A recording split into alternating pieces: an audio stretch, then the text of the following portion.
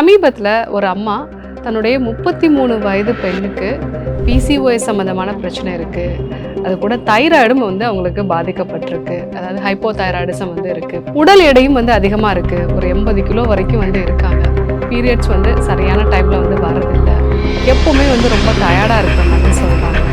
ஒரு 6 வருஷம் ஆச்சு மேரேஜ் ஆகி. இவங்களுக்கு குழந்தை இல்லை. எப்படி குழந்தை பேர் அடைகிறது அப்படிங்கிற மாதிரியான ஒரு பிரச்சனையோடு வந்திருந்தாங்க.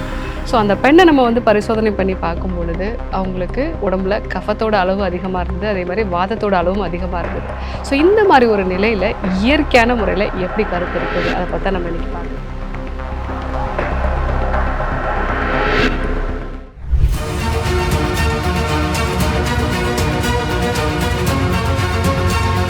டாக்டர் ஸ்ரீவர்மாஸ் அழகும் ஆரோக்கியமும். ஸ்ரீவர்மா மருத்துவமனையின் மகளிர் சிறப்பு மருத்துவர் ஜெயரூபா. இந்த நாள் இனிய நாளாக அமைய என்னுடைய மனமார்ந்த வாழ்த்துக்களும் பிரார்த்தனைகளும். பிசிஓஎஸ் சம்பந்தமான ஒரு பிரச்சனை, உடல் எடை அதிகரிக்கிறது, தைராய்டு, இது மூன்றுமே நமக்கு இனப்பெருக்க மண்டலம் சார்ந்த பிரச்சனைகளையும் உருவாக்கும். அதே மாதிரி கருமுட்டை உருவாகக்கூடிய ஒரு திறன், அதே மாதிரி இந்த கருமுட்டை கரெக்டான சமயத்தில் வெளியே வருது. நிறைய பேருக்கு கருமுட்டை வெளியே வரும். ஆனால் அது ஒரு 23ஆவது நாளோ இல்லை 24ஆவது நாளோ வெளியே வரும் பொழுது அது கரெக்டான சமயத்தில் கருத்தரிக்கிறதுக்கு ஏதுவாக இருக்காது. ஸோ இந்த மாதிரி ஒரு நிலை சில பேருக்கு கருமுட்டையே வராமல் மாதவிடாய் வர்றது, இந்த மாதிரியான நிலை எல்லாமே இந்த தைராய்டு சம்பந்தமான பிரச்சனை, பிசிஓடி இருக்கிறவங்களுக்கு எல்லாமே நிறைய பார்க்கலாம். ஸோ முதல்ல இந்த பிசிஓடி இருக்கும்போது எதனால் குழந்தை பேர் தள்ளி போகுது? இப்போ பிசிஓடி இருக்கும்பொழுது உங்களுக்கு எல்ஹெச் லெவலும் எஃப்எஸ்ஹெச் லெவலும் குறைவாக இருக்கிறதுக்கு வாய்ப்புகள் இருக்குது. ஸோ இதுதான் ஆரோக்கியமான ஒரு கருமுட்டையை உருவாக்குறதுக்கான ஹார்மோன்ஸ். இந்த ஹார்மோன்ஸ் குறைவாக இருந்தது அப்படின்னா உங்களுக்கு நல்ல ஆரோக்கியமான கருமுட்டை உருவாகுது. இன்னொரு முக்கியமான ஒரு விஷயம் ஓவுலேட்டரி சைக்கிள். அதாவது கருமுட்டையே வெடிக்காமல் உங்களுக்கு பீரியட்ஸ் ஆகும். இல்லை நீங்கள் ஏதாவது ஒரு ஹார்மோன் மெடிசன்ஸ் போடுறீங்க அப்படின்னா அப்போதைக்கு மட்டும் உங்களுக்கு பீரியட்ஸ் ஆகும். ஸோ இந்த கருமுட்டை வெளிவராது தான் அந்த பிசிஓடியில் கருத்தரிக்காததுக்கு முக்கியமான காரணமாக இருக்குது. அது மட்டும் இல்லாமல் ஒருவேளை கருத்தரிச்சால் கூட அதை வளர்க்கறதுக்கு தேவையான அந்த ப்ரொஜெஸ்ட்ரானோட அளவும் அவங்களுக்கு கம்மியாக இருக்கும். இதுதான் அந்த பிசிஓடியில் கருத்தரிக்காமல் இருக்கிறதுக்கான ஒரு முக்கியமான காரணம். அதே மாதிரி தான் தைராய்டு சம்பந்தமான ஒரு பிரச்சனை இருந்தது அப்படின்னா உங்கள் உடம்புல அந்த புரோட்டீன் அப்சார்ப்ஷனுங்கிறது கரெக்டாக இருக்காது. அதனால் ஆரோக்கியமான கருமுட்டை உருவாகாது. இது மட்டும் இல்லாமல் மற்ற ஹார்மோன்ஸும் பாதிக்கப்படும். ஸோ நம்மளோட பிரெயின்லேருந்து வரக்கூடிய சில கொனோட்ரோபிக் ரிலீசிங் ஹார்மோன் நம்ம சொல்லுவோம். இதனோட அளவு குறையிறதுனால ஆரோக்கியமான கருமுட்டை உருவாகி கருத்தரிக்கிறதுக்கு ஏதுவான ஹார்மோன்ஸ் எல்லாமே தைராய்டுனால பாதிக்கப்பட்டவங்களுக்கு குறைவாகவே இருக்கும். அது மட்டும் இல்லாமல் உடல் எடையும் அதிகரிக்குது. உங்களுக்கு இன்சுலின் ரெசிஸ்டன்ஸ் இருக்கிறதுக்கான வாய்ப்புகள் இருக்குது. ஸோ இந்த உடல் எடை அதிகரிப்பே உங்களுக்கு தைராய்டு சம்பந்தமான பிரச்சனைகளுக்கும் பிசிஓடி மாதிரியான பிரச்சனைகளுக்கும் அதனுடைய தீவிரம் அதிகரிக்கிறதுக்கு முக்கியமான காரணமாக இருக்குது. ஸோ இர்ரெகுலர் பீரியட்ஸ், இது கூட இந்த தைராய்டு பிசிஓடி உடல் எடை அதிகரிக்கு அப்படின்னா நீங்கள் என்ன வகையான சிகிச்சை முறைகள் முதல்ல எடுத்துக்கணும்? முதல்ல எடுத்துக்க வேண்டியது டீடாக்சிஃபிகேஷன் தான். ஸோ டாக்டர் நிறைய பேர் பீரியட்ஸ் வந்தால் போதுன்னு ஒரு சிகிச்சை கொடுக்குறாங்களே, அது தவறா அப்படின்னு கேட்டிங்கன்னா கண்டிப்பாக தவறு தான். ஏன்னா உங்களுக்கு ஒரு மாத்திரை போட்டு பீரியட்ஸ் வருது அப்படிங்கிறது கருத்தரிக்கிறதுக்கு சாதகமான ஒரு விஷயமா இருக்காது. உங்களுடைய உடல் எடை குறைஞ்சு பிசிஓடி சிம்டம்ஸ் எல்லாமே குறைஞ்சு தைராய்டும் ரெகுலரைஸ் ஆனால் தான் ஆரோக்கியமான கருமுட்டையே உருவாகும். ஸோ அதற்கு முதல்ல நம்ம டீடாக்சிஃபிகேஷன் பண்ண வேண்டியது அவசியம். இந்த டீடாக்சிஃபிகேஷனை பொறுத்த வரைக்கும் நபருக்கு நபர் இது மாறுபடும். ஸோ ஒருத்தர் உடல் எடை ரொம்ப கம்மியாக இருக்காங்க, வாத சம்பந்தமான ஒரு உடலாக இருக்காங்க அப்படின்னா அவங்களுக்கு ஒரு நாள் நம்ம டீடாக்சிஃபிகேஷன் கொடுத்தால் போதும். அதே மாதிரி சில நபர்களுக்கு பார்த்தீங்க அப்படின்னா கஃபம் அதிகரித்த ஒரு நபராக இருப்பாங்க. இந்த நபரும் அப்படிதான், ஏன்னா உடல் எடை அதிகமாக இருந்தது. ஸோ இவங்களுக்கு 7 நாள் கொடுக்கக்கூடிய டீடாக்சிஃபிகேஷன் நம்ம கொடுக்கணும். ஒரு சிலருக்கு பார்த்தீங்க அப்படின்னா பித்த உடல்நராக இருப்பாங்க. அவங்களுக்கு பார்த்தீங்கன்னா அவங்களுடைய உடல் எடை அதிகமாக இருந்ததுன்னா 7 நாள் கொடுக்கக்கூடிய அந்த சிகிச்சை முறையும், இல்லை உடல் எடை கம்மியாக தான் இருக்குது அப்படின்னா நம்ம ஒரு நாள் கொடுக்கக்கூடிய சிகிச்சை முறை, கூடுதலாக வாந்தி வர்றதுக்கான சில சிகிச்சை முறைகள், வமன சிகிச்சை முறைகள் நம்ம சொல்லுவோம். இந்த மாதிரியான ஒரு சிகிச்சை முறைகளை நம்ம கொடுத்தோம் அப்படின்னா முதல்ல உடல் டீடாக்ஸ் ஆகும். ஸோ இது நம்ம கட் பாக்டீரியாஸை பேலன்ஸ் பண்ணுறது பண்றது அப்படிங்கிறத நவீன மருத்துவ முறையில் வேணா நம்ம சொல்லிக்கலாம். ஸோ இதுதான் முதல் கட்ட சிகிச்சை முறை.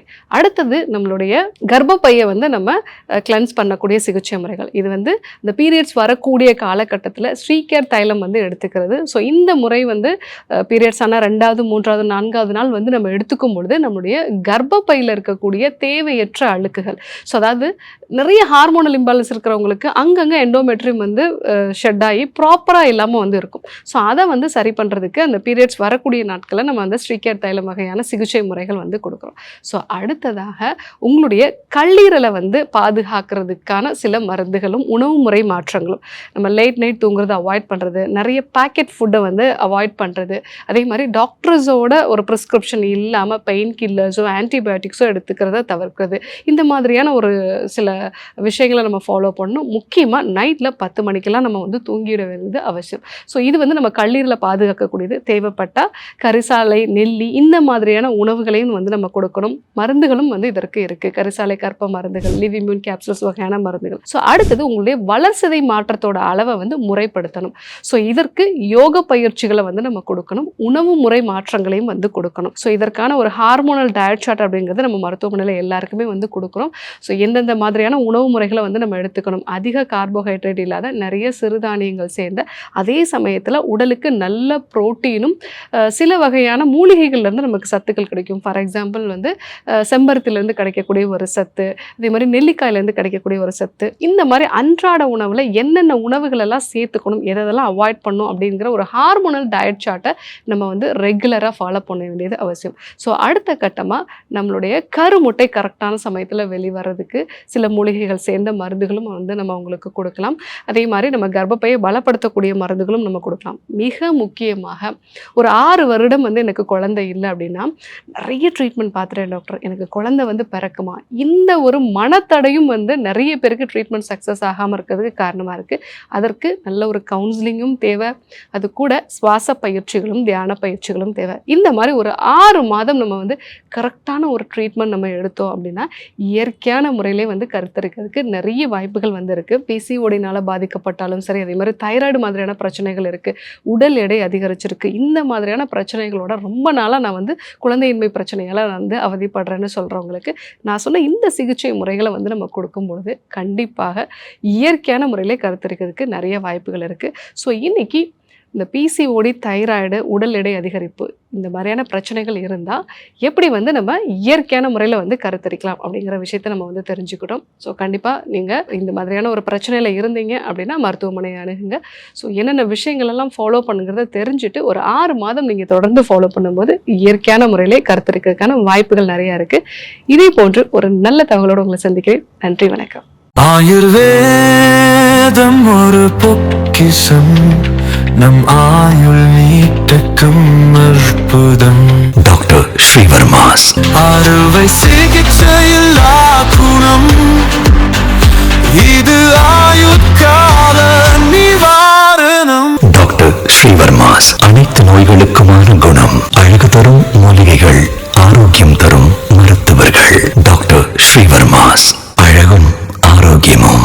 ஸ்ரீ வர்மா ஆயுர்வேதா மருத்துவமனையின் வெல்னஸ் குருஜி அவர்களை மே மாதம் 3ஆம் வாரம் 12ஆம் தேதி திங்கட்கிழமை மதியம் 12 மணி முதல் இரவு 9 மணி வரை கோடம்பாக்கத்திலும், 14ஆம் தேதி புதன்கிழமை காலை 7 மணி முதல் மதியம் 2 மணி வரை கோடம்பாக்கத்திலும், 15ஆம் தேதி வியாழக்கிழமை காலை 7 மணி முதல் மாலை 4 மணி வரை தஞ்சாவூரிலும், 16ஆம் தேதி வெள்ளிக்கிழமை காலை 7 மணி முதல் மாலை 4 மணி வரை கும்பகோணத்திலும், 17ஆம் தேதி சனிக்கிழமை காலை 7 மணி முதல் மாலை 4 மணி வரை கும்பகோணத்திலும், 18ஆம் தேதி ஞாயிற்றுக்கிழமை காலை 6 மணி முதல் மாலை 6 மணி வரை பாண்டிச்சேரியிலும் சந்தித்து மருத்துவ ஆலோசனை மற்றும் ஆசி பெற தொடர்பு கொள்ள வேண்டிய தொலைபேசி எண்கள் 999 4244 111 9500 946634 9500 946635.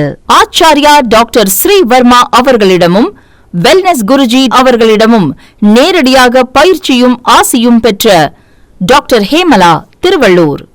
Doctor Sowmya Ambattur, doctor Revathi Kodambakkam, doctor Jayarupa Manapakkam, doctor Mangaiyarkarasi Velachery, doctor Jayakanthan Pondicherry, doctor Subhashini Tiruvannamalai, doctor Saraswathi Salem, doctor Sharmila Trichy, doctor Maria Christina Thanjavur, doctor Malathi Coimbatore, doctor Lalitha Madurai, doctor Jebashin Nagercoil, Hosur doctor Sandhya, doctor Amrutha Bangalore, doctor Navneet Hyderabad, doctor Siddharth Mumbai. பட்டப்படிப்பு மற்றும் பட்ட மேற்படிப்பு முடித்த மருத்துவர்களை சந்தித்து சிகிச்சை பெறலாம்.